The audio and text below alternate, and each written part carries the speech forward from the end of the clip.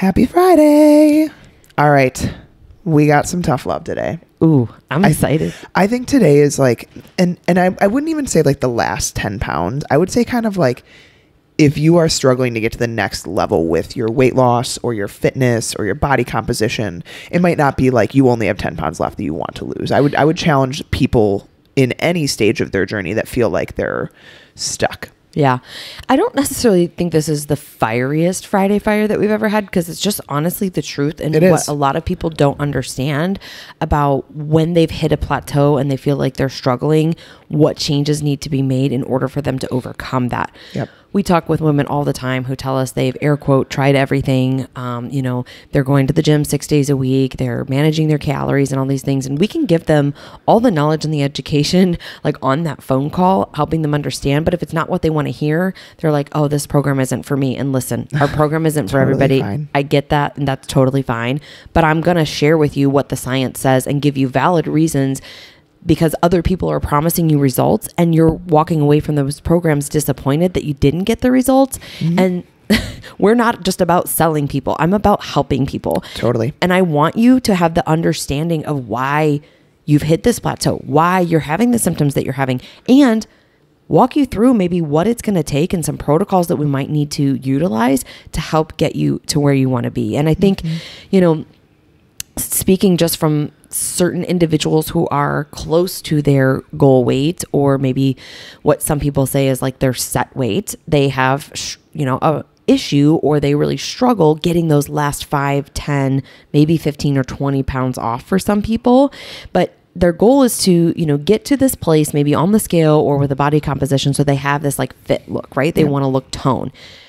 I think that's a fantastic goal, because if you are tone, that means that you also resistance train and you live a healthy lifestyle, because you don't have that body composition without it, which I love, right? It's that nice, lean, muscular look, but it's important to understand like what it entails and what it takes to get there and possibly maintain that look. Yeah. I think that a lot of people, because they are doing things differently than they used to, they think that's enough. Like, well, I'm eating better than I used to. Okay. Well, that may be enough to like have gotten you to a different place than you used to be in, but that doesn't mean that that's enough to get you to the place that you want to be in.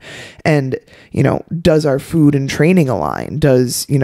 What does it actually take to get to these different body composition levels? And so on this podcast, we wanted to give a little bit of a general overview of what you may need to consider to get to like the next level, and we're going to go over benefits and trade-offs of these different levels. Cause I will say, getting to a place that you are lean and cut, and toned and muscular looking for like a female, you guys, it comes with trade-offs. Like, health tends to deteriorate the lower and lower body fat you get. And so a lot of people that we see on Instagram or social media or TV or whatever it is, you guys, those people aren't necessarily healthy. Like, I can promise you, when I was lean and people would always, talk to me about like, oh, I wish I could look like you, or I wish I had arms like you.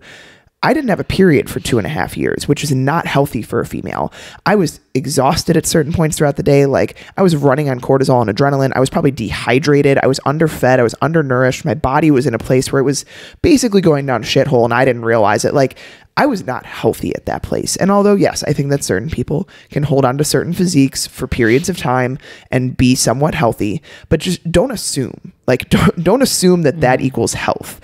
And so there's some big like buckets of things that we kind of wanted to cover that usually are like the levers that need to be pulled in one way or another in a more extreme fashion to get to different levels of body composition. So, and this all, the caveat here before we dive into this is all very dependent upon where you are starting. Totally. So as I always say, if you are aged with training and you're not new to healthy eating or dieting, you're going to need to take some different measures and more advanced protocols to be able to get to that place. Like, Becca's been training for years. I've been training for years. We've also been eating healthy for years now. And so like we mentioned in one of the podcasts recently, like the protocols that I'm going through to cut, right, and inflict a different result than maybe just like maintenance and kind of what my typical lifestyle looks like, takes a lot of work. And there's a lot of things that are, having to be pulled, and levers that have to be adjusted and changed. And it's more intense than what just my maintenance is. But that's, so you have to understand that your baseline is something that needs to be considered here. And as we go through these things, like you can kind of think about how close you are or how far away you are from these things. But the biggest thing that I want to, just put forth before we go into the rest of this is these things need to be done consistently. And I'm not talking 3 months. 5 days a week of the 7 days a week. Yeah. And we're not talking just for like a couple of months. We're literally talking for your life, if this is something that you want to get to and then maintain. And so we'll kind of talk through that. So the first area is daily movement.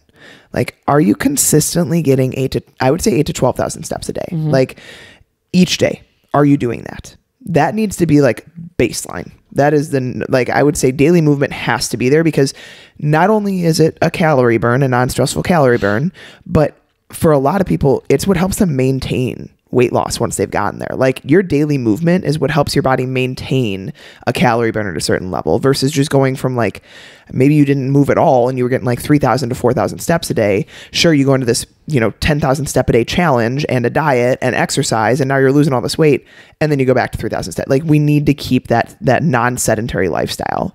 Number 2 is intake. There's a lot of levels to this, a lot. So if you are starting in a place where you are not eating well consistently, you are not tracking your intake or any form of that, you need to start small. But what we would say is, as you progress, like, are you tracking intake consistently? How consistently are you hitting intake levels, or a healthy intake level and balance in terms of enough protein, adequate fats for healthy hormone levels, adequate carbs based off your energy and your exercise output? What types of food make up those intake goals? I have moved so far away from if it fits your macros in the past 5 to 7 years. I mean, yes, I believe in moderation. I believe in, enjoyment of food. I believe in fitting things in that you love, but you need to have a foundation of nutrient dense foods that are healthy for your body. Yeah. You can be unhealthy following if it hits your macros. Oh, absolutely. And this is just something that like really frustrates me, because people are like, well, I'm managing my calories. All right, well, that's great. You're also going to wear your calories totally different if you're eating McDonald's and Starbucks every day. Like, that's just how your body works. There's no nourishment in those foods. You're consuming high inflammatory foods if you're going out to eat 4 or 5 times a week. Like, if you want to get to some of the places that we're going to talk about, going out to eat doesn't have a place in that plan. Nope. So I think you got to think and evaluate, how consistently are you eating one ingredient whole foods? Yep. Next is exercise. Are you exercising? How many days a week are you exercising? Are you following a program when you are exercising? Are you doing it with intensity, or are you just going through the motions? Are you lifting weights? Are you lifting heavy weights and pushing yourself in the gym? I typically, if someone says that they are following some type of a strength-based program, I almost always ask, give me a day or 2 days of your programming and what weights you're lifting. I want to see it, because what I don't want to see is a bunch of cables, machines, weird things. Cables and machines can have a place, 1,000%. But I will say, Liz and I also have been in the game of training. We both helped run gyms for close to a decade each. And so I know the potential of the body too. Like, if you are telling me you're squatting, but you're squatting with a 20-pound dumbbell, I'm going to challenge that. How long have you been squatting with a 20-pound dumbbell? I see women that can squat 150, 200 plus pounds. And so, like, when you get to that place, you build muscle, which muscle helps to keep a metabolic rate at a higher place. It helps keep the body healthier, and it helps body composition. So, like, we need to know where we're at with that. And I also know, if you have been squatting with a 20-pound dumbbell for the past year, you probably aren't pushing yourself very much. And I'm sorry, that's tough love, but that I would challenge, and anyone that listens to this podcast that used to go to OCF and had me as a coach, I challenged people all the time. If you have been deadlifting 85 pounds for the past year, there's something wrong with what your effort level is. Either you don't want to progress, or And there's nothing wrong with that, because I'm just going to call out in Becca's defense before everybody gets the panties in a bundle. She said for the past year. That's the caveat there, right? People start, people coming into the gym, we would have them just start sometimes with a PVC pipe. right? We're working on that form, range of motion, proper technique. Then we might get them, on a lightweight or utilize just the barbell. And then we start to load from there. But you should be progressing. Any program that you are following should have a progression. You should be getting stronger. You should be getting faster. It should feel easier in some ways. And this is where you're getting better at it. It's like not that the workout has become easier, but that you've gotten better at it because you're just, challenging your body in different ways. Absolutely. And so, one of the things that we talk a lot about with our clients is you are stronger than you know. You cannot be doing YouTube or Instagram band workouts and tiny dumbbell workouts and expect to get a lean tone physique. That's not how it works. It's not, guys. You have to freaking build muscle. You need to just lift some heavy shit and find your confidence in lifting that shit. And if you're uncomfortable doing it, hire someone to help you. Like, I would have never grown how I grew with weightlifting unless I had a coach that was guiding me, that was making sure I was safe. Find a good coach, and sure, that might be hard to find, but if you are serious about your body composition goals, and the beautiful thing about this is once you learn properly how to lift weights, how to spot yourself, how to know how to feel technique properly, you can get to a place where you do it on your own. You don't need the coach anymore as much. Like, sure, I believe in coaches, and I'm definitely getting a coach I cannot wait to get strong again after having this baby. I'm so excited. But you can get to a place where you can do that on your own pretty much. And you can trust your body. You can trust yourself. So that is our push for exercise. Sleep and stress. They have to be in line consistently in any phase of this, any phase of life. You need to have adequate sleep. I would say 7 hours in bed, minimum consistently. And you need to manage your stress. 100%. I am more focused on stress and sleep management in a cut phase than I typically am. And it's required. Like, you have to be sleeping, you need to be recovering, and you have to be managing stress. We've talked about this so many times. Like, little things can go a long way here. Your deep breathing, your journaling, your singing, your humming, getting outside in nature, get some sunlight, go out for friends and laugh. Like, do things that you enjoy that will get you into a more restful state where you're not so worried about what Sally Sue on Instagram is doing and keeping up with the Joneses and your work email being attached to your phone and all of these things that we just let consume us all the time. So set those boundaries, put in those stress coping or stress management techniques, and get your ass to bed. Like, you got to do it. The last thing here is moderation. We want to talk about this because, we believe in living a healthy lifestyle, being able to have your lifestyle work for you, and being able to moderate some of the things that you enjoy.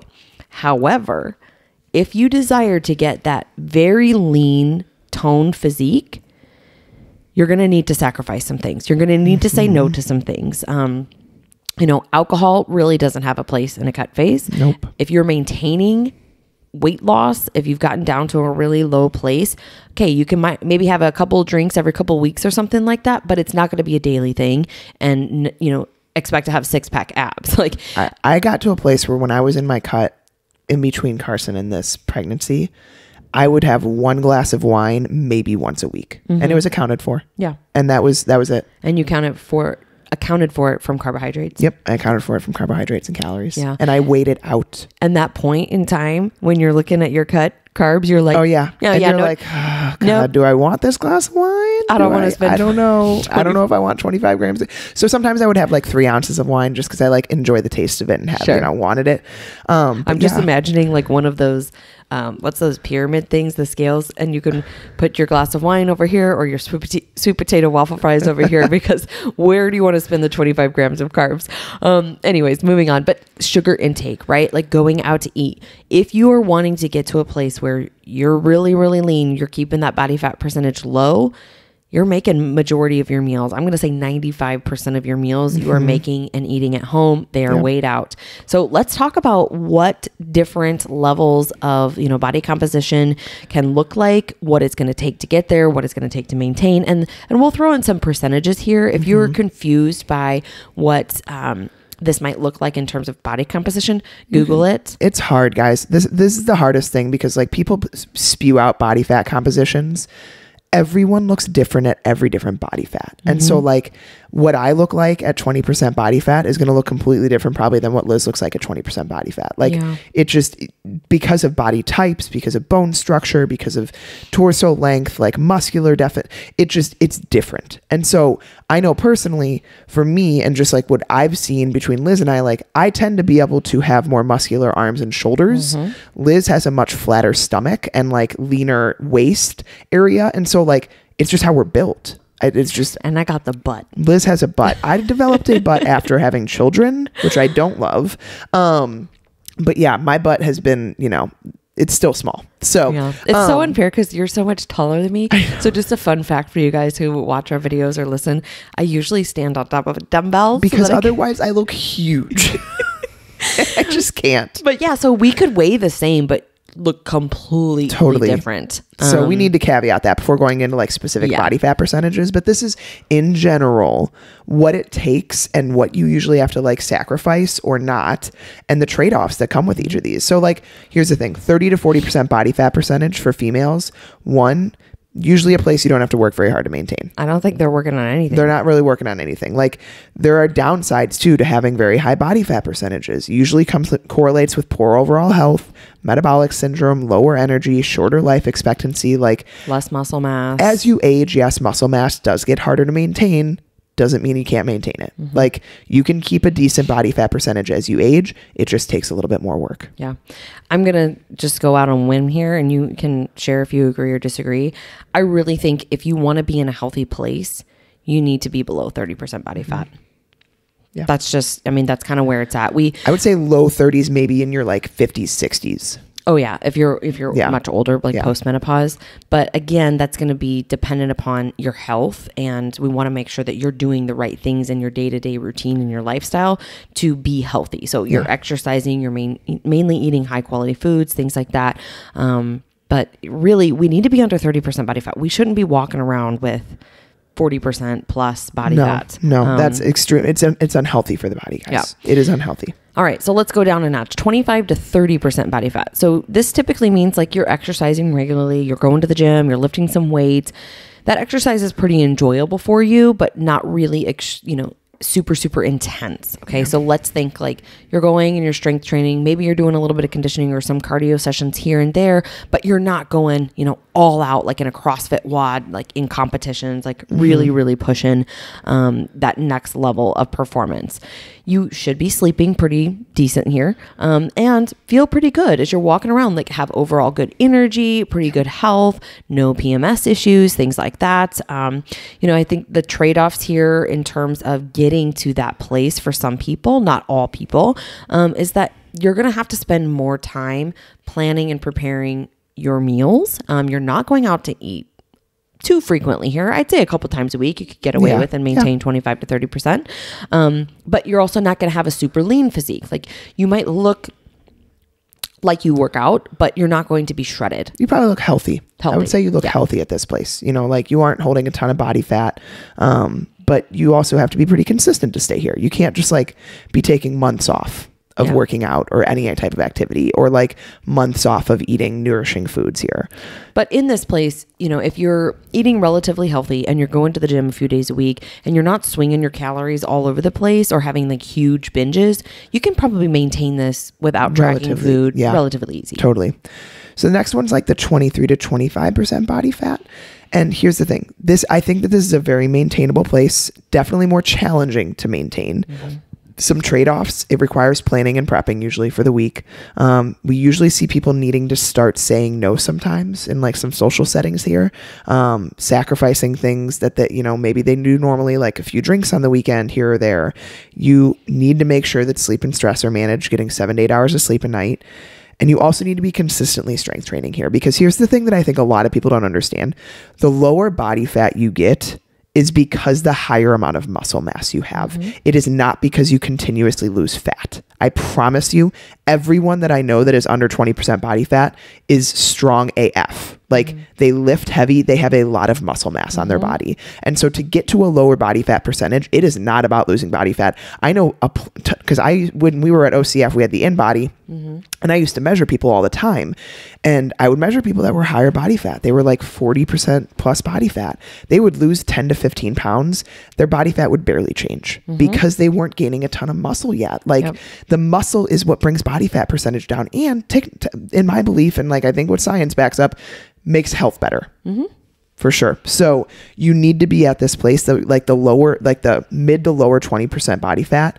It's because you're lifting heavy, and that is causing that body fat to drop. Yeah. Especially if you want to get to the places that we're going to talk about. And so you might see people on Instagram, or you might know somebody who did like a physique show. Let me tell you, they aren't getting in that body place, or that look using dumbbells. Like they might not show everything, you know, online in terms of like what their training is, because they're trying to sell a $47 dumbbell program at home, but they're in the gym and they're lifting with barbells. They're doing some, you know, intense training, and probably a couple hours a day, not just like, you know, 45 minutes here and there. So 18 to 22% body fat. This is where you start to really look fit. You know, you typically have higher energy. Your food cravings are pretty minimal here because you're not eating foods that are going to be driving cravings. So we know that the more that you cave to sugar and salt, the more that you're going to crave sugar and salt. So you can generally in this place maintain health here. I think there is a caveat that I want to throw in, and that is every person is very different. Some people at different levels of body fat, even though in, you know, research, it's not expected that you might be losing periods or things like that. Some people are very sensitive to low levels of body fat. And usually those people are people that have overtrained in the past and their bodies have become sensitive to low body fat percentages. I know the people that I know that have gone from not having their period to eating enough to keep a period, when they drop too low in calories, like for them, which maybe means they were eating 2,500 calories and they go to like 2,100, they'll start losing their period again, because their your body kind of is like a walking PTSD.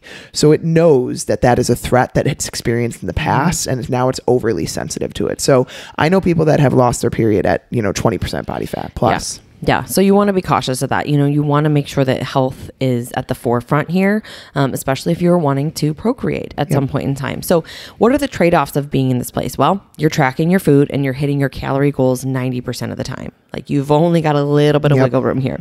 You definitely need to spend more time and a little bit more rigorous commitment in your exercise routine. So this is, again, like Becca said, you're following a progressive strength training program 5 days a week or so, and you are lifting heavy. Weekends and days off, air quote there, don't really happen much if you want to maintain this place. Yes, you could, you know, have a piece of cake for your birthday, or at Christmas, you know, have whatever your grandma's cookies are, things like that. But it's rare. It's not a weekly thing. It's not a bi-weekly thing. It's not a treat when you feel like you had a great workout and you deserve it. It's literally very, very rare for you to be consuming alcohol, sweets, sugar, things like that. Yeah. So this last one is less than 18% body fat, and you can get down into like less than 15 and all that, but we're just going to talk about less than 18% as like a bucket. This is usually a place, in my opinion, that is, you can get to it, but it's not very maintainable. You can hold there 6, 12 months, maybe some people a little bit more, but here you are probably going to look extremely lean. There's very minimal processed foods in your diet, and in turn, very minimal cravings. Usually you're very strong and your overall physique is very lean. The body type that I believe many people want to have, but will never get to because of the sacrifice it takes to get there and to maintain it. And to be honest, guys, there's a lot of trade-offs here. Like usually at this place, social situations are really hard. Like you aren't able to eat many things out at a restaurant or a party. This is where I was. I would bring my own food to Christmas. Like that is what I was doing to maintain that place. Usually a lot of time is committed towards food and exercise. Like a lot of my life revolved around food, training, and sleep when I was at this place. Like my husband jokes now, he's like, you never were fun. Like you didn't go out at all. You didn't like, and that's what it took for me to get to that place and maintain it for multiple years. And you spent a lot of time weighing out, measuring your food, packing your food, bringing it with you, tracking all of that, like to the gram. this is something where I think a lot of people, like just in general, like struggle to track food. They think that, I don't want the tedious, rigorous, tracking, but you got to learn about food. And this is where we're talking about trade-offs today, because you think that you want to get to this place, but the question becomes, are you willing to do the work to get to this place? And so it takes a lot more time, effort, and energy to get down to a very, very lean physique and maintain it, because you need to be doing these things weekly. Again, a couple podcasts ago, we talked about Jordan Syatt's post where he's talking about if you got a 6-pack, you don't just stop doing what you were doing. You keep doing the same things you were doing to get the 6-pack. So even though she had achieved this, you were down to like 9%, right? I had done when I actually tested, I did like a hydrostatic testing at one point, and that was, I was 9% body fat. So to maintain that, you continued doing the things that you were doing. You were training intensely. I was not trying to get to 9% body fat. I'll say that. Okay. I was training to be the fittest possible, training and eating to be the fittest possible human I could. And that was 2 to 3 hours a day of training, 5 to 6 days a week. On my rest days, I would do like quote unquote active recovery of swimming or like a 5K run or something. And I was not eating enough for my activity level. At the time, I thought I was, because it was like 2,200, 2,300 calories. Oh my God, I can't believe I was only eating 2,300 calories at that time. But I had a coach that was what intake they gave me. They were, I didn't know they were underfeeding me at the time, and that's what it resulted in, is I got so lean being that active, working that much at my strength and my fitness levels, and eating consistently that little. Yeah, it's crazy. I know.